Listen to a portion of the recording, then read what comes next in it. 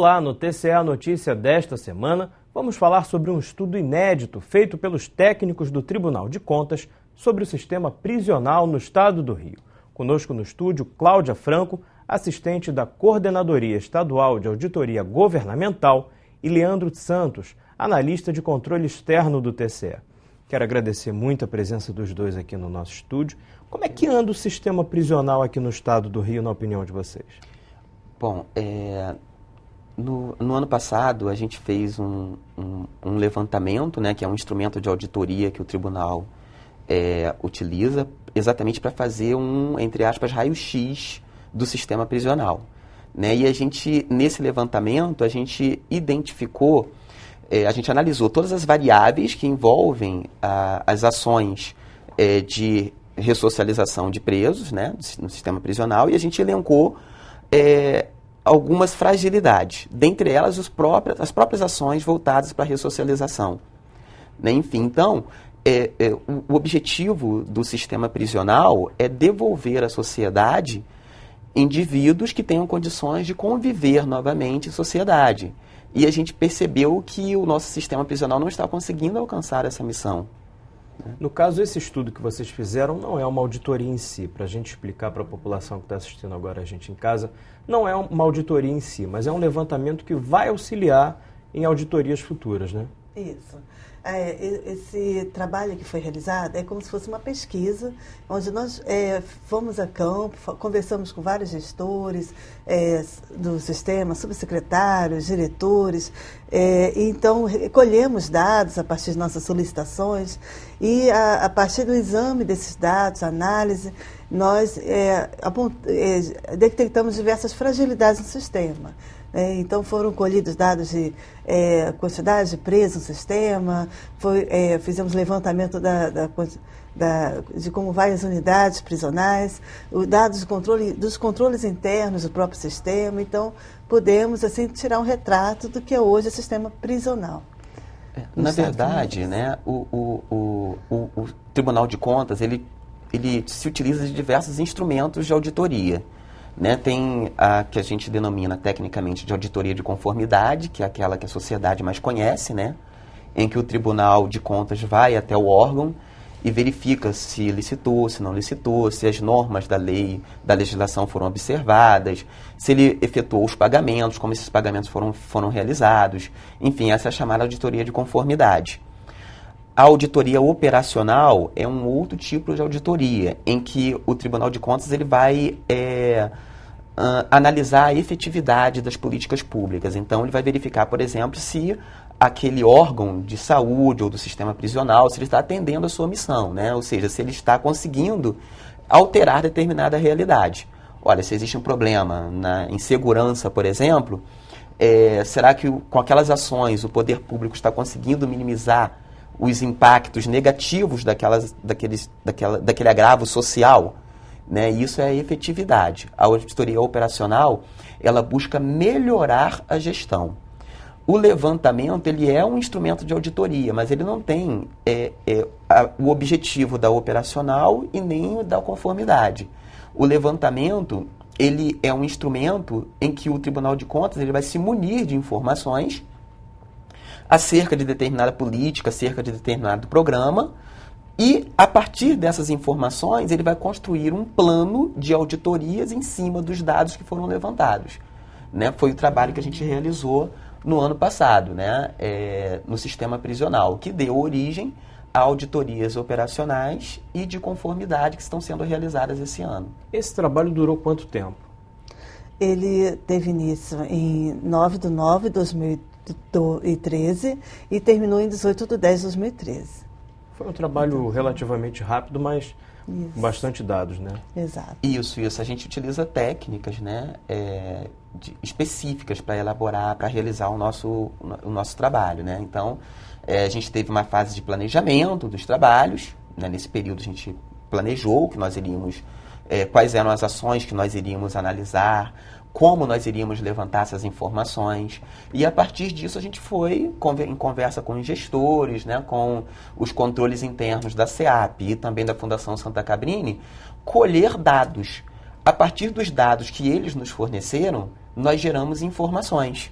Ou seja, nós trabalhamos esses dados a partir da aplicação de indicadores, né, que nós construímos e geramos as informações que foram todas colocadas no levantamento que foi aprovado pelo plenário do Tribunal de Contas na semana passada. Se eu não me engano, esse é um estudo inédito sobre o sistema prisional aqui no estado do Rio. Acho que nunca antes foi feito um levantamento desse porte sobre o sistema prisional. Como é que foi o nível de dificuldade para fazer esse levantamento de informações?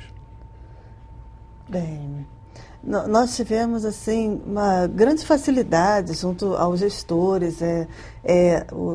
Os gestores do sistema prisional são muito acessíveis, são pessoas assim que querem ver melhorias. A equipe lá também assim são equipes assim enganjadas no sistema, apesar das dificuldades que eles têm operacionais assim. Agora, uma grande dificuldade, eles lá têm pouco pessoal para trabalhar, então salários baixos e tudo, então isso gera assim, gerou algumas dificuldades assim para operacionalizar a nossa auditoria. Né? Principalmente no que se refere às informações propriamente ditas. Né? Nós tivemos que construir alguns indicadores porque eles, exatamente como a Cláudia colocou, pela quantidade de pessoal que é insuficiente, principalmente na Fundação Santa Cabrini, né? Eles trabalham com um número muito pequeno de colaboradores, de servidores. Então, eles não conseguem gerar informações. Né? A dificuldade de ter dados consolidados, né? Informações propriamente ditas para acompanhar. Né? Informações são necessárias para se acompanhar a evolução de determinado projeto. Se eu executo um projeto de educação, eu preciso saber como aquele projeto está, qual o impacto daquele projeto no meu público-alvo. Essas informações e dados, né, que possam gerar esse tipo de informação, eles têm dificuldade em elaborar, exatamente pela falta de pessoal. Um contingente muito pequeno. Né? Mas, como a Cláudia bem colocou, são servidores que, embora estejam há muitos anos no órgão e com uma remuneração até defasada em relação àquela praticada no mercado, são pessoas muito engajadas e que a gente fazia solicitações, eles estavam sempre prontos a entregar os documentos, né? Às vezes pediam a gente, olha, será que você poderia explicar melhor, né? Que tipo de informação vocês querem, para a gente ver se a gente consegue aqui. Enfim, então a gente teve uma cooperação muito grande dos gestores, dos servidores, mas a maior dificuldade foi essa. Foram alguns dados que a gente precisava e informações, indicadores que a gente teve que construir a partir de dados que eles tiveram que buscar e colher para trazer para a gente. Agora, a imagem que se passa do sistema prisional, muitas vezes, quando a gente vê uma reportagem, é que ele é superlotado. O sistema carcerário aqui no estado do Rio ainda é superlotado? Hoje nós temos excesso de lotação que gira em 18%. Isso ocorre assim, porque tem havido um crescimento do número de presos em torno de 10% ao ano, nos últimos 5 exercícios. Então, atualmente são 33.821 presos para 28.600 e poucas vagas. 600 e poucas vagas. Então, existe uma superlotação. Apesar do governo atual está tentando melhorar isso, mas realmente houve um crescimento do número de presos nesse período de 5 anos, que em torno de 50%. Existem algumas explicações, né, para a superlotação atual. Em 2009, não havia essa superlotação. Não existia.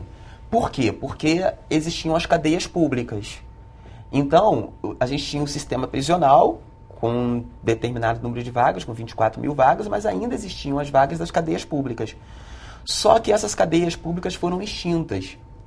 E o número de detentos que ficavam, de presos, né, que ficavam nas cadeias públicas, acabaram migrando todos para o sistema prisional. Isso agravou a situação do sistema prisional, né, porque as cadeias públicas tinham um número muito grande, mais de 4 mil presos, que foram transferidos todos para o sistema prisional.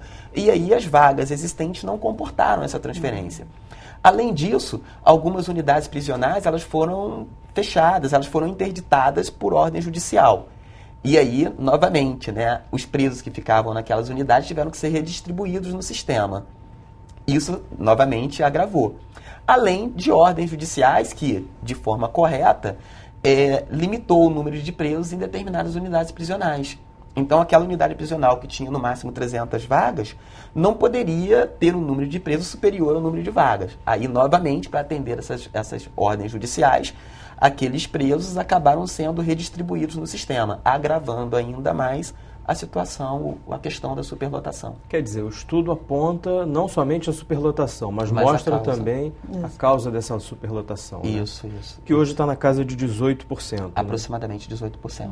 Agora, um dado interessante que vocês destacam nesse relatório é que a superlotação atinge somente o público masculino, as cadeias masculinas. Exato. Nas cadeias femininas não há superlotação, né? Não existe, ainda não existe. Apesar de ter havido um crescimento do número de mulheres no sistema prisional, a quantidade de população masculina cresceu assim, muito assim, em 47,86%, e então superou a quantidade de vagas para o sexo masculino. E existem legislações específicas que determinam que não pode haver uma mistura de presos dentro das unidades prisionais. Então, existem cadeias somente para sexo feminino e outras para sexo masculino. Então, por isso essa grande diferença.